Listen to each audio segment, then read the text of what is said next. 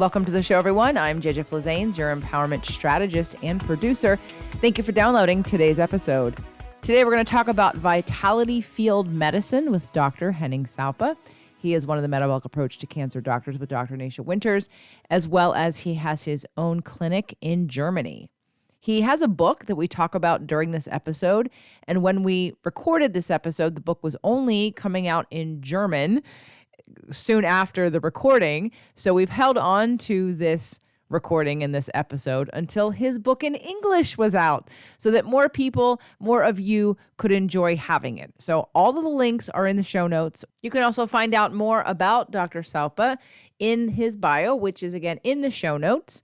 And I hope you enjoyed today's episode. Welcome to the show, everyone. If you are listening to us on the podcast, come on over to jjflizanes.tv and check us out on YouTube. I have Dr. Henning Saupe with me today from Germany. He is a cancer doctor and a medical doctor who works in the holistic forms of medicine, which I love, and he's been doing it for 30 years. If you are finding us on YouTube because you're searching out holistic and cancer treatment and vitality medicine, know that I am an empowerment strategist and a producer. So I'll be having a conversation with Dr. Henning today. This won't be just me asking questions, listening, and then moving on. So if you don't love me, which is totally cool, where can they get more of you, Dr. Henning? Is there any place online that you can send them so they can get more of just you?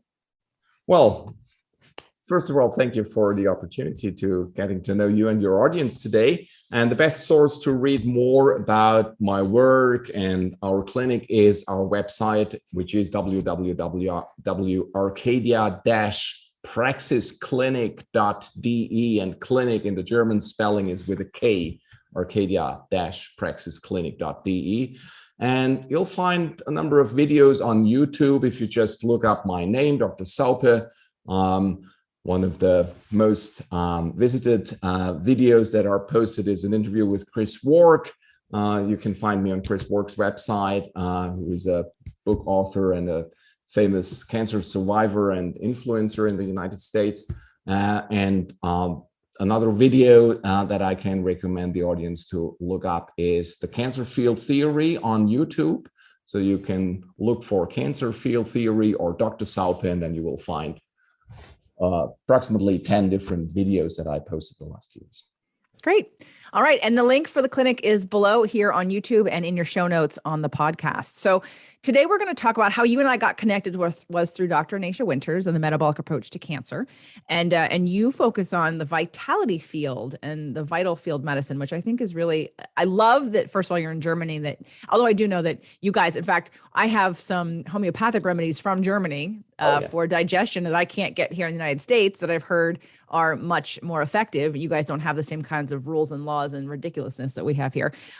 So let's talk about how you got started in medicine and then why holistic. And have you always been holistic, or did you do more conventional and then did something happen? Well, it started actually with a medical doctor that was the school doctor of our school, who was a complementary, naturopathic, anthroposophical, homeopathic doctor. And one of his sons was the best friend of in my school time. So I got to know him and his family, and I looked up to him as a very knowledgeable, interesting figure who treated his patients with naturopathic medicine. And I had many interesting conversations with him. And one day he lent me a book about homeopathy that really fascinated me, about how energy can be transformed from a plant into the substance that you dilute the substance with. And so that was made a very powerful impact to me. And then I chose to study medicine because I was so interested in life sciences. So the phenomenon of life took me to medicine. I wanted to know what is life about and how can I learn how life functions and what is required to live a healthy life. And that was the medical study that waited for me to be explored. And so that's how I ended up at medical school at the age of 20. And I studied medicine in Ulm, a place in southern Germany, most famous for one of his sons who happened to be Albert Einstein, who was born in Ulm. So that's the place where I grew up and studied medicine. And throughout my entire medical studies, I kept my interest for life sciences and had to learn that the medical study that I was provided with at the regular German university didn't tell me the entire story. I more and more understood that what they told me was a very reductionistic and very materialistic way of an interpretation of what medicine is about. And especially in the second half of my medical studies, I understood that I was trained to use pharmaceuticals to stop the symptoms of diseases instead of getting to the roots of the diseases and remedy the cause of the disease. So, and that brought me to alternative medical symposiums and workshops and medical societies outside the university world, because not even in Germany is that something you learn at med school. A German med school teaches you the same kind of reductionistic, materialistic medicine as anywhere in the Western world. So if you are interested in something outside the box, you need to look for seminars, courses, medical associations outside the university world. And I did that from the very beginning because I understood that's not what I will learn at med school. So I understood and acknowledged that I need to go two paths on two tracks simultaneously. I need to learn the regular stuff to get my MD license and my degree, but my interest was from the beginning in a broader interpretation of what life is about and what you can do to vitalize a human body. And that was not what med school told me.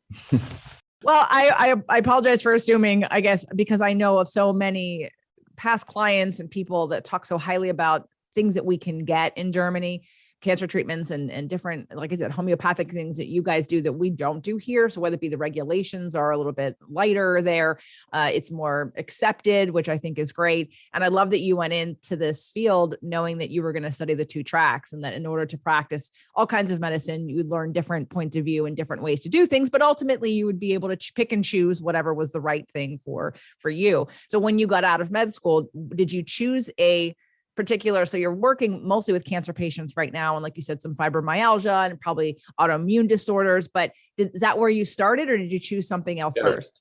No, I can say patients choose me to become a specialist, and I learn alongside my experiences with my patients the first 10 years, because what I had to learn was not ready to read and pick up in a textbook. I had to go through many seminars, workshops, and the school of life to get together what I can tell my patients now. So was just anybody at first? No, I right after I got my degree, my license and my MD degree, I stayed for another 2 years at the University Clinic of Ulm, my home city. And my first idea was to become a neurologist or psychiatrist or both.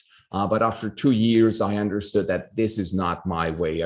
I just can't continue on this reductionistic, materialistic way. And I choose to study naturopathic medicine at a private clinic. So I became the junior partner of a naturopathic clinic. And from there on, that was when I was at the age of 30. I continued to study naturopathic medicine in various seminars, workshops, conferences, books. So, and that work has not come to an end. I still pick up news every day. So it's a never-ending seminar on life science and medicine because the field is huge and very, very complex. So for the next 10 years, I treated all kinds of patients that wanted to see me as a naturopathic doctor. I opened my private clinic at a very early age, at the age of 34. I moved to Stockholm. That was a private reason, but why I did that. And for 10 years, I practiced medicine in Stockholm. At the end of this 10 years, I opened Sweden's first complementary cancer clinic.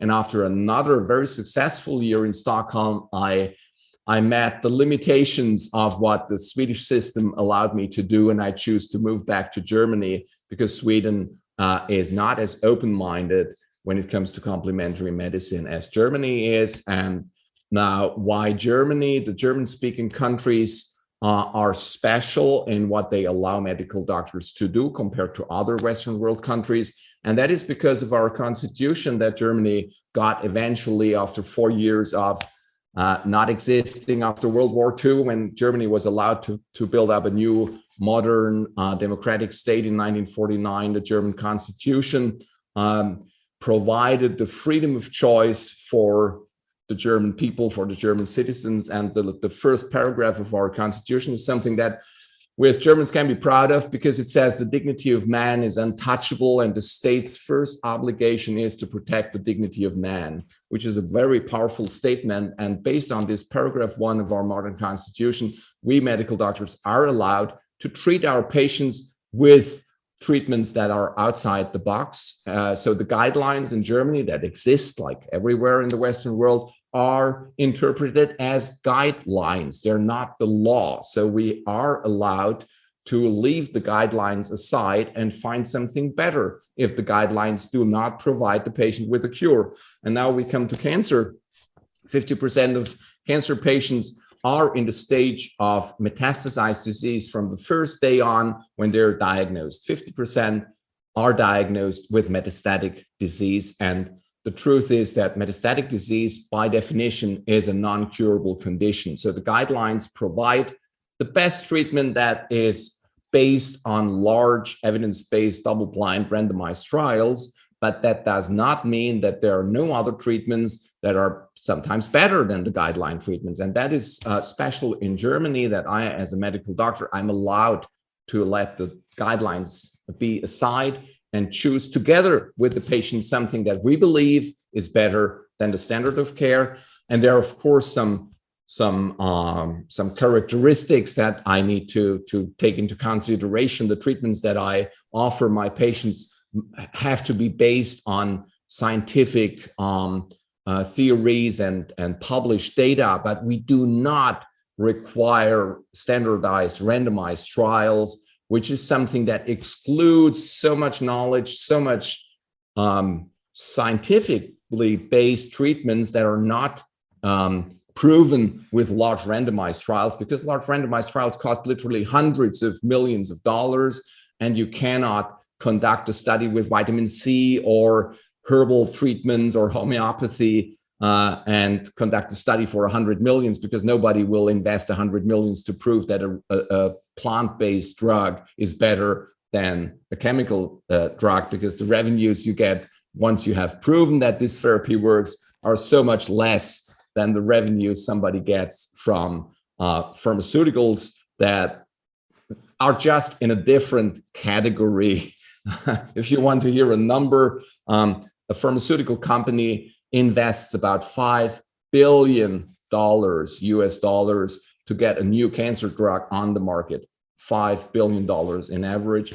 And that is balanced by the net profit they get. First year and second year, a good drug gives a net profit of another 5 billion. So it's a totally different category of money than what we deal with in naturopathic medicine. And it's a waterproof system. Yeah, the guideline-based medicine is based on these huge trials. They cost hundreds of millions, if not billions, and that excludes everything that is in the realm of naturopathic medicine, because we just cannot compete with these amounts of money. Well, but we also have different ways of testing. I mean, right, radical remission and all the work that you guys have done already with metabolic approach to cancer, and just the way that we treat cancer differently in the different modes of medicine. And we don't have to, I mean, the proof is in the healing, the proof is in the blood work, the proof is in the lifestyle changes, the proof is in the diagnosis that says you're going to die in 3 months and you live 10 years, 20 years, 30 years past that diagnosis. But again, people aren't that aware. It's still not mainstream. Yeah. This idea. And what I really love about the work that you guys are all doing in holistic medicine, and I can't wait to get into and dive into why you called it the vitality field, and talk about your book. But before we get to that, I just, this is part of the mission that I have, obviously, as working with Dr. Nasha and you guys as doctors, in terms of like my zone of genius. While I have a health background, I've been a personal trainer for 20 years. I understand many systems at a scientific level than the average. Like, what I realize is that most trainers don't know that much science. Like, I was the science geek that when I understood it, started to learn more about it. But then it's literally like the behavioral sciences. And for me, the quantum physics and epigenetics of, the container that you're in, like the treatments won't necessarily, like, you could still survive and you could still be, heal something in a container that has like a not such a great positive charge to it. But, you could really transform if the quantum physics and epigenetics are in alignment with that, your body is moving towards, it's actually helping itself to heal because of the picture in your mind, the feelings that you feel, the frequency that you live in. Like, those, to me, I was on Dr.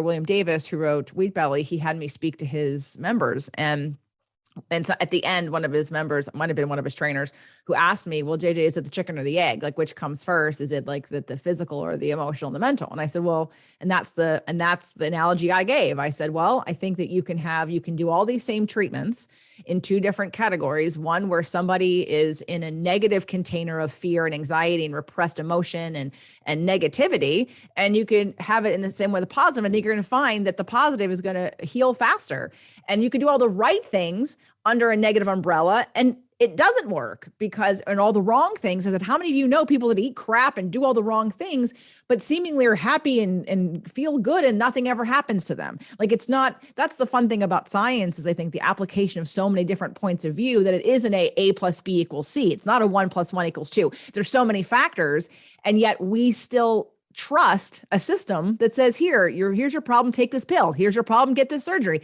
And it's like, wait a minute. And that just doesn't make any sense to me. So let's go back to your book, Vitality Field Medicine. Talk to us about what that means to you and how you practice that.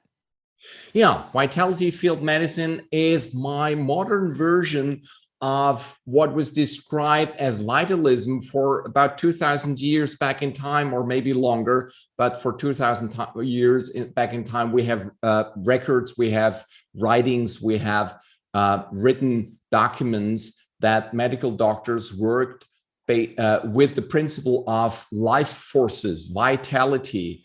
The Chinese call it qi, the Japanese call it ki, the Indians call it prana. It's all the same. It's the vitality power that drives life. And about 150 years ago, this concept was totally abandoned and taken over by what I already mentioned, a materialistic reductionistic approach. So until 1850, pathology textbooks were still referring to good old Dr. Hippocrates, who is one of the grandfathers of medicine and worked 500 years before Christ in Greece, and was regarded for 2,000 years as the most important source of knowledge for medical doctors. And his pathology and all his medical knowledge is based on the theory of balance of power.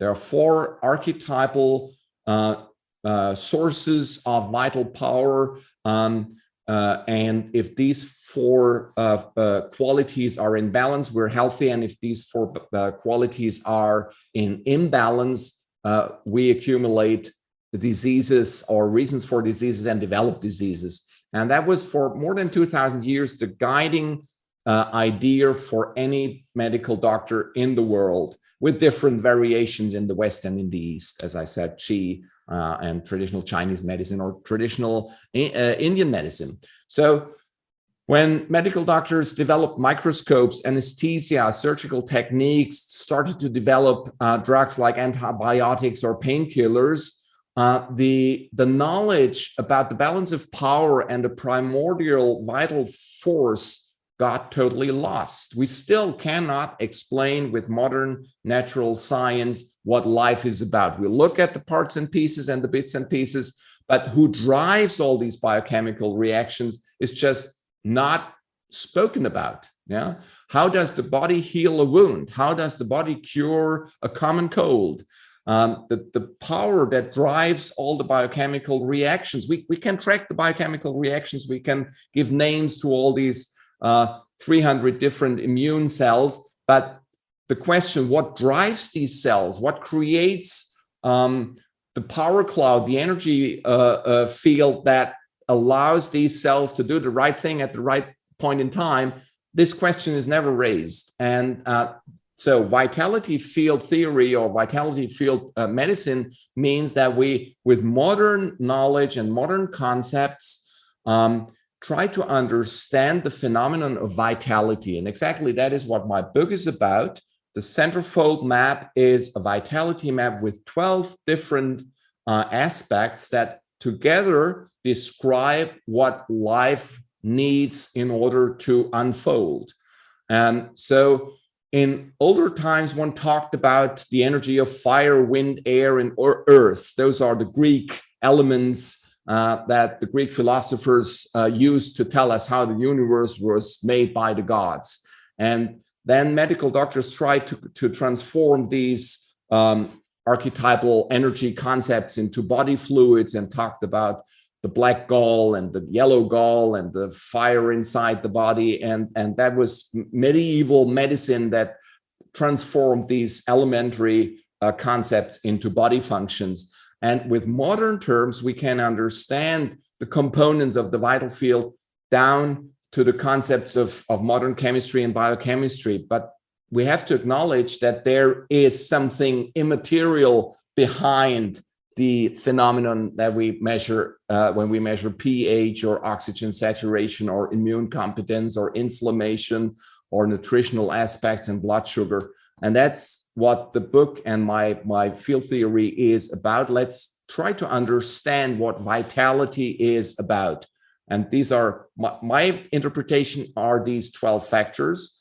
And they can be used in a very, very practical way by understanding what went wrong in the individual organism in these 12 fields and what we can do to reintegrate harmony or balance between these 12 factors. And to give you a few ideas what these factors are about, they are easy to understand, although the background biochemically is quite complex. But to start with giving you a few names, a very important field factor in this 12-fold map is inflammation, the control of inflammation. Inflammation belongs to the human life and the human body. It's one way our body defeats diseases. Every time we get a germ inside our air pipes and develop a common cold, an inflammatory process starts. And that's a good, healthy reaction. So we need inflammation.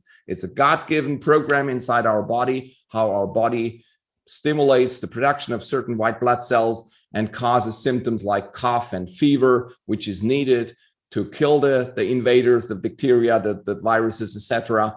And after a few days of acute inflammation down-regulates itself, or the body down-regulates the inflammatory response. And when the healing is completed, inflammation disappears. One of the key drivers of all modern diseases is silent inflammation. And the reason for silent inflammation is lifestyle and food. We eat the wrong food. We eat pro-inflammatory food, especially in the Western world, in the States and Europe.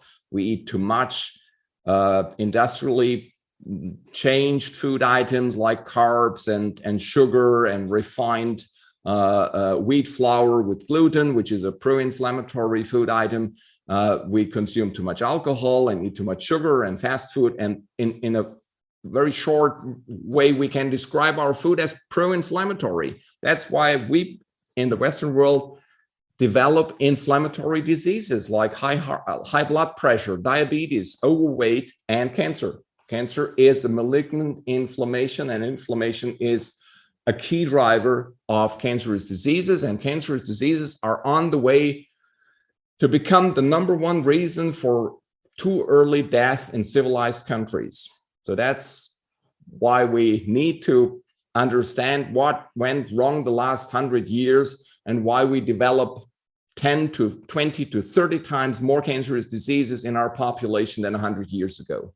It's not that our genes, it's our lifestyle. And to mention a few lifestyle aspects: food, too little exercise, and guess what the number 3 reason is? Psychomental stress. So stress, too little exercise, and food. The 3 main reasons for the pre-form of all the diseases we do not want to develop, which is obesity, overweight, diabetes, high blood pressure, and cancer. They all drive on inflammation that accumulates and misleads our immune system and changes the biochemistry of our body. So that was field factor number 1. Number 2 is food. And now I could go through all the 12 factors, and we would learn very soon that these 12 factors are interconnected. But it becomes more understandable for us and more manageable if we break down the complexity of the vital field into 12 items, because we can change our food, we can change our water intake, we can change our laziness and practice more physically, so we get a better circulation, better metabolic turnover, etc. So if the thing with this 12-fold map is that we can learn what to change in order to change the entire field. Because if I tell you, change your vitality field, you say, okay, how? Well, I would know how to do that. You would know, JJ, but the average person would not know how to do that necessarily. And maybe they would. And I had to laugh when you said stress and mental and stress, because it makes me just think of, and I said this again into Dr. William Davis's group, and he had me on his podcast. And, for a woman, and because I love truth, and the truth is that stress is man-made. Stress is like you create the stress. It's not that stress lives outside of you. Stress is your interpretation of a situation that creates an emotion that feels uncomfortable. But yes, the root of stress is emotion. Yet most people will raise their hands 20 times over to say, I am stressed. And they will own that like a badge and say, I'm stressed. I have stress. Of course I have stress. Everyone has stress. There's no shame about that. But the minute I call it emotion, oh my God, no, I'm not emotional. What are you talking about? You just said you had stress. What do you think that is? It just blows my mind. So for you, and I don't know if it's more masculine versus feminine. It's definitely something I need to work on in terms of my marketing of it, because people have to understand that stress is emotion. Hello. But it is that it absolutely. And I was thinking about this the other day in terms of like why, and I forget who I was talking to, or maybe it was a client, or I don't know, but like in terms of our stress and how our stress has gotten, it's a byproduct of all of our technological advances. Yes. and our consciousness, like 30, 50 years ago, our parents and grandparents didn't think about if they were happy. Like that was not a question that they had. Could I put food on the table? They were in survival mode. And as we progress as a species, as we become more conscious, when we think about our thoughts, when we care about how we feel, now we're in a different realm. And so now the emotions, where they didn't necessarily play a factor, not to mention people died a lot earlier than too in the past, now we're at the fact that we're looking at, all right, well, this is a component. And that component is now like, there is a need to understand these vital forces more than we have had before, because we have more choices. We yes. have our literally our frequencies have we've expanded. Our consciousness has expanded, and we have not had tools to deal with any of it until recently, when we look back and say, well, how come they didn't have that 20, 30 years ago? Well, they probably did, but you didn't really notice it as much because the first thing was survival. Well, we've now moved out of general survival. We're now in a state of consciousness of, are we happy? Do we like our lives? Depression and anxiety are something that are normal in our society, and they don't have to be, but it's because we don't have any tools to deal with it. So I love the vital conversation. And I think that everybody's going to want to get your book. But before we talk about your book, I want to know how you work with people. Do you do telemedicine?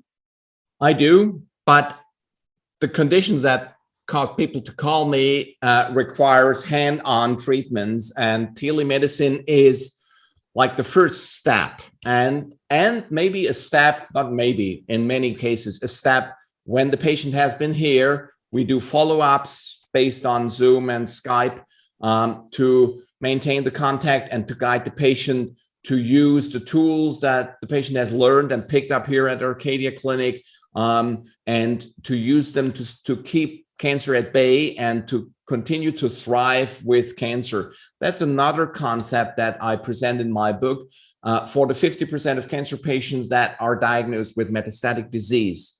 My invitation is to learn how to thrive with cancer and to learn that the best way to take care of metastasized cancer is to achieve a balance with a little bit of cancer, because the strategy to try to eradicate cancer totally with heavy ammunition like full throttle chemotherapy or very aggressive radiation gives in many, many cases only a short-term result and a very bad long-term result, because it does not take into consideration that the very characteristic of life and health is a balance and never the total absence of a pathogen.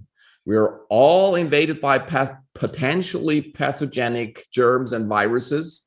We're all having cancer cells. It's in our nature. We have proto-oncogenes in every cell that wait, almost, so to speak, that wait for the moment to be activated and to be transformed into active cancer. So forget the concept of zero cancer, zero germs, zero viruses in a human body. That does not exist. That is an illusion.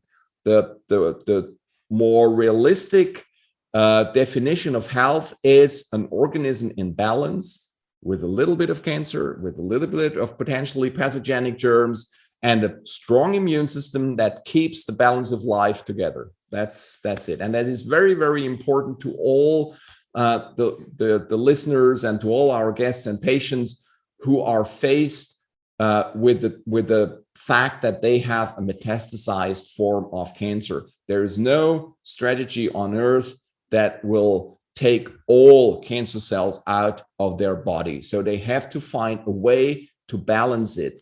And that means that we do not only look at cancer, we look at the terrain. We do not only look at the germ, we look at the immunological terrain and biochemical terrain around it.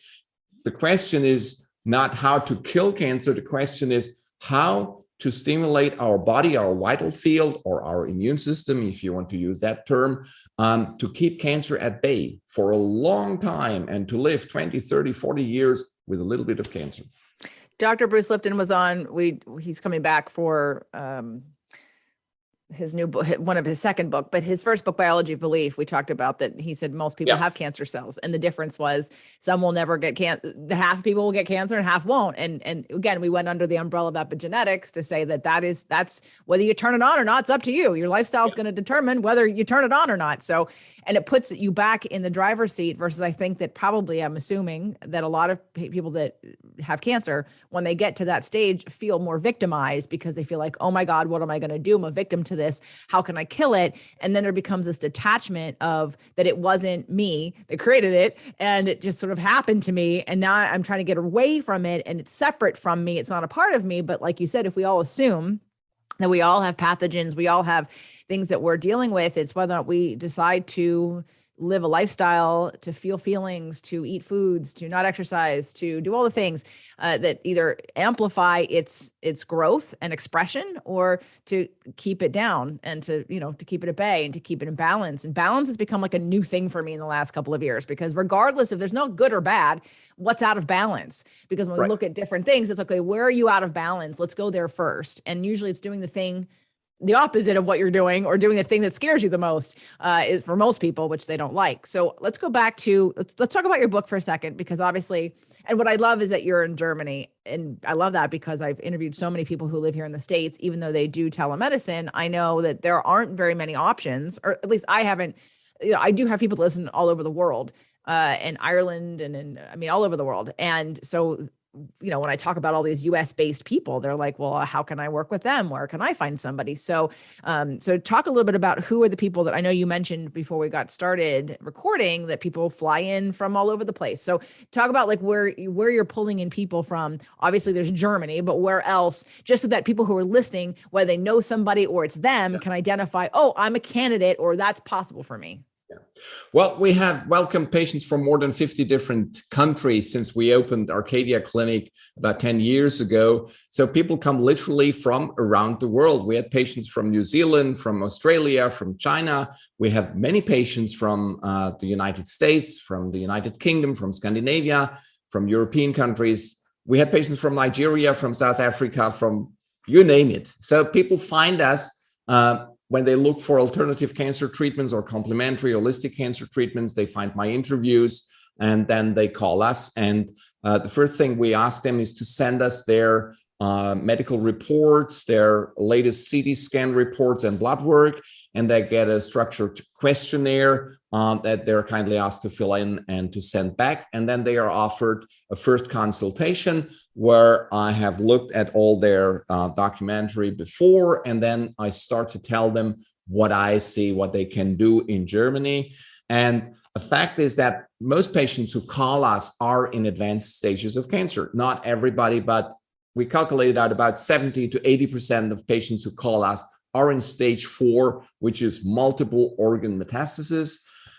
And many of them have reached the stage where no standard treatment seems to work any longer. So that's not an easy group of patients, and they need full throttle intensive treatments to have a chance to turn their life around one more time, because they call us when their oncologist has told them, sorry, it's palliative care. We don't have anything to offer any longer. So it's a very challenging situation. Some patients choose to come earlier, and that's my daily prayer, to have more patients that come not at the latest stage, but when there is still some vitality left, because it gets more and more difficult for us to turn the vitality around after having treated the vitality body, the prana body, the chi cloud, very, very intensively with chemotherapy and radiation, which burns vitality very, very much. And so in terms of chemical or biochemical measurable findings, bone marrow function, liver function, kidney function, brain fog, we're used to that, but that's my daily work to sort out patients where I have to say, sorry, you just call us in a situation that is too late. And then there are some patients who choose to come to us instead of adjuvant chemotherapy and come much earlier. So that is a group of patients where we see very good results and we follow them up for many, many years. I have patients who have been around for 15, 20 years and still have contact with me with metastasized disease. If I could prove that, sorry, in a more systematic way, that would be a very impressive fact to present to the world. But all I can do is tell the world I have single cases that are that can give testimonials, but the big world of science-based oncology does not accept that as something that proves that Arcadia therapies work or vital field therapies work. Again, that's what we talked about half an hour ago. That would require a large budget and many, many patients that we follow up in a very structured manner, and that would cost a lot of money, which I cannot finance. We want to attract the right people. We don't want to, like that. I feel like it's like we're playing. The time has come where everybody wants to play nicely to kind of fit within, what the rules you have to play by. But at the same time, there are a lot of us who don't want to play by those rules at all. And I think that's becoming a new norm that is building, that's growing. There's more, especially with what's going on in the world right now, there's more talk about that. And I think that can help ideally really feed more of this information into the people that are now questioning, who didn't question before, who are now maybe forced to question what's really going on. So, all right, let's talk about your book. So let me tell a few words about what we do with the patients that finally arrive here at Arcadia Clinic. The average stay here at our clinic is 3 to 4 weeks. And we, let's say it's a patient with manifest cancerous disease with some metastasis. So what we do, which is our standard approach, we measure chemosensitivity with special lab tests to find out what kind of drugs have the best chance to keep the cancer growth down. And we're using injectable anti-cancer drugs from plant-based sources like turmeric extract, green tea extract, artesunate, which is Chinese wormwood, frankincense, apricot kernel extract, high dosages of vitamin C, ginger extract. And in Germany, we have access to injectable pharmaceuticals that are made out of plant extracts. And that is a big advantage compared to other countries. So based on single prescription, our compound pharmacy produces injectable turmeric, artesunate, green tea extract, etc., etc. So we have a selection of about 10 different injectable, powerful plant-based anti-cancer drugs that we administer with some enhancing strategies. The most efficient ones are hyperthermia, which is overheating. Hyperthermia means we overheat the organ that is affected, either with radio waves or infrared lamps. And the second amplifying method is so-called insulin potentiation therapy, where we lower the blood sugar under controlled circumstances with a tiny little bit of insulin. And that weakens cancer cells that are greedy for sugar and dependent on a certain blood sugar level. And if you lower the blood sugar level, cancer cells open their membranes and become much more receptive for the attack with anti-cancer drugs. So that is our cancer-focused treatment, which is necessary. If the cancer has grown to a certain size, you need to do something to get it smaller. So that is what we share in our approach. With the standard approach, let's try to kill cancer. But the difference is that we do it with less side effects and almost no toxicity, which makes a huge difference. Standard oncology treatments with chemotherapy are always limited by their side effects. And that's a dilemma. You would need more of the drug to kill the tumor entirely, but that would also kill the patient. So that's not possible. And the weak side of botanical chemotherapy, turmeric extract, ginger extract, etc., Chinese wormwood, is that it is not as pointy and powerful as a synthetic drug, but the upside is it's not toxic. So to compensate the power that is not as sharp and strong as in the platinum-based chemotherapy drug, you need to make the drug stronger, and that's what we do with insulin, lowering blood sugar, or with a parallel treatment of hyperthermia, microwave, radio wave, or infrared based, and that together gives a good synergy effect that allows us to have good results and good expectations about the success rate of our treatments. And the rest is terrain treatment, nutrition, oxygen, pH balancing, mental training. We have a mental coach on board. We have physiotherapists on board, massage therapists. We offer Tibetan singing bowl therapy for general relaxation. We have an osteopath on board. We have patient seminars where we speak about and teach mindfulness. We use the books and worksheets from Jon Kabat-Zinn. So for me, mindfulness is a very effective way to balance the stress of my life, where I go back into this mindfulness state of awareness, where I decide to not judge, to practice thankfulness, to practice acceptance, to practice peace of mind. And we have worksheets and use these in our seminars to teach the first steps of mindfulness. And many of our patients continue to see a coach that works with mindfulness, or buy a book by Jon Kabat-Zinn to continue on that path. We work with electromagnetic field therapy, which is a very interesting chapter in itself. It's a stimulation of blood circulation. It revitalizes the membrane potential of red and white blood cells. So it has a direct impact on many blood parameters, both oxygen and immune system. I could talk an hour about PEMF therapy. It's a chapter in the book, and every patient here gets PEMF, pulsed electromagnetic frequency therapy, on a daily basis. Many patients choose to purchase such a device and continue at home on a daily basis, which is a very, very powerful way to keep health alive and keep a good balance, because it directly improves blood oxygenation, detoxification, and immune system, and has zero side effects. It does not do the entire job It does not cure cancer, of course, I have to say that, but it's a very powerful tool, and the cost-benefit ratio is excellent.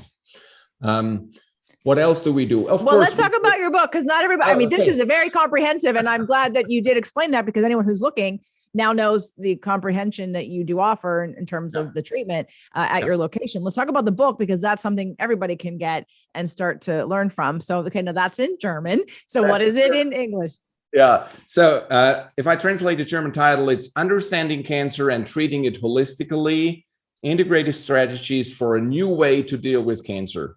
And it's about 320, 330 pages and guides the reader through the history of medicine in the first chapter, where I start with Hippocrates and go into modern reductionism, materialism, with all the benefits of reductionism. I mean, if we would get into a traffic accident and break a leg and have a bleeding wound, we want to be at an intensive care unit and see a surgeon as soon as possible. I fully support that, and there's no opposition replacement at all. Yeah, there's no replacement for that. But when it comes to chronic diseases, modern medicine fails because it has no concept of vitality. It has no concept of detoxification, keeping the body alive, taking care of the body's basic needs in terms of nutrition, detoxification, oxygen, pH balance,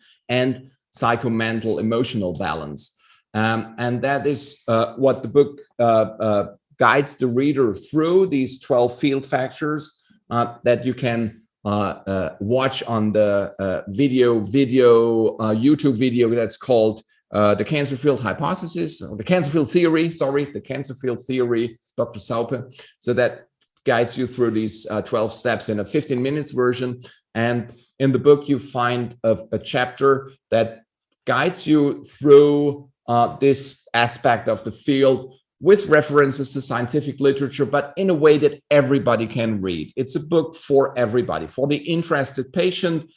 And I'm sure medical doctors who are interested in complementary medicine and have not studied it yet will find a lot of interesting details.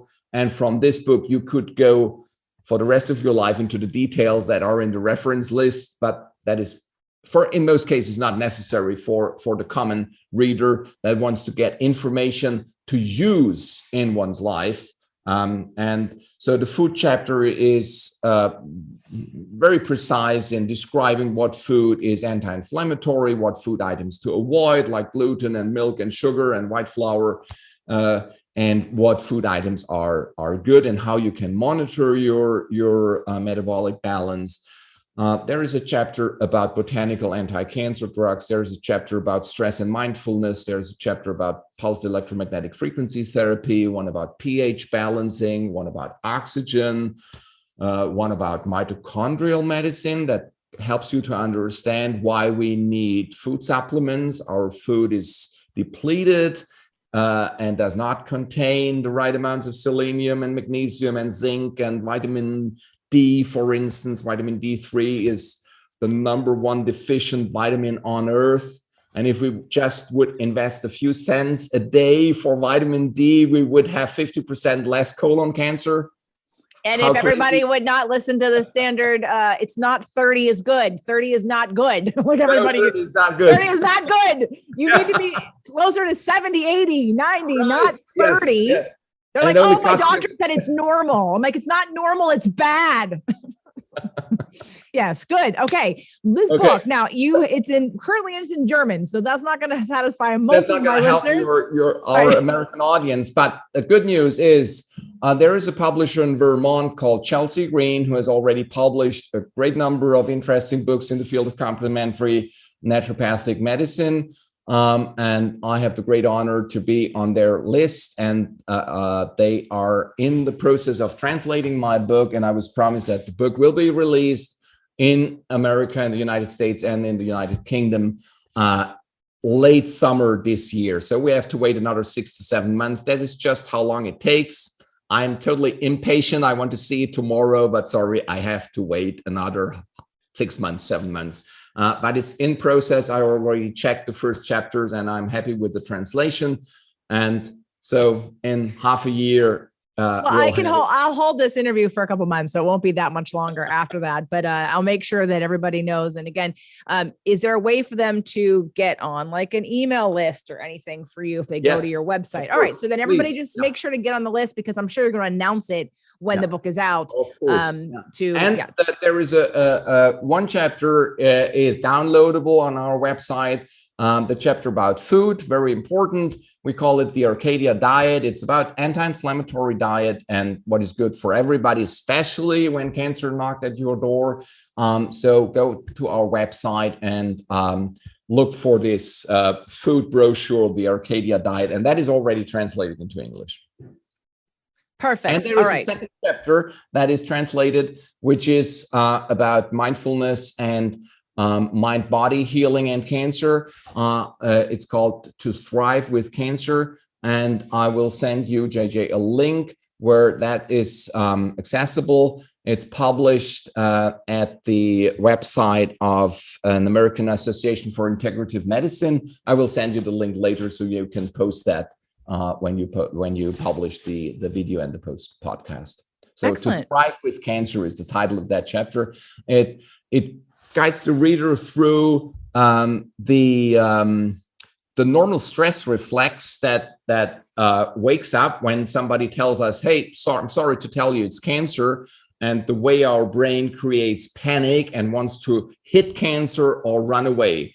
And neither of that is a good solution. We cannot hit cancer and we cannot run away from it. So we have to find a new mental strategy to thrive with the situation and find a new mindful way of dealing with the new normal situation. And that is what my essay To Thrive with Cancer is about. It's an enlarged version in the book, and the shorter version is available on the website that I will send you a link of. Perfect. Excellent. Well, everybody make sure you get those 2 chapters for sure, and then get on the list to get his book when it's out. Dr. Henning, thank you so much for coming on the show today. Thank you, JJ. It was a pleasure.